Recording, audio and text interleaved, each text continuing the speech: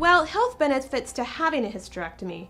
Potentially, if you're bleeding heavily and we have trouble controlling it with other means, non-surgical means, then there is a benefit to that, because then you're perhaps helping with the anemia, and so you build up your strength and you generally feel better. So when we speak of hysterectomy, it does not mean we remove the ovaries. A lot of people think when we do a hysterectomy, we're removing the ovaries. Many times we have the women retain their ovaries so they can hold on to their hormones. So a lot of women come to me and say, I don't want to have a hysterectomy, I'll go into menopause.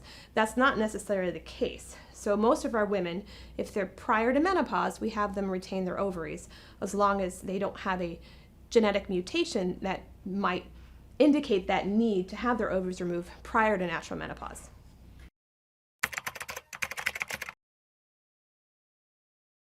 So some of the risks of having a hysterectomy, as with any major surgery, could be risks of blood clots, risk for infection, and bleeding.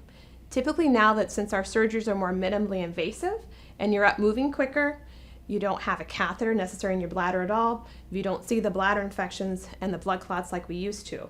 So we get back to normal life quicker and you have less side effects.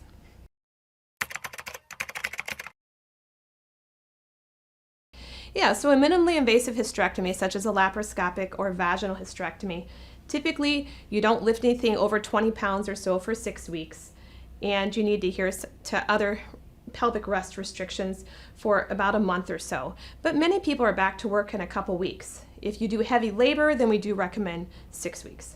To learn more, please click on one of the links on the screen or in the description below.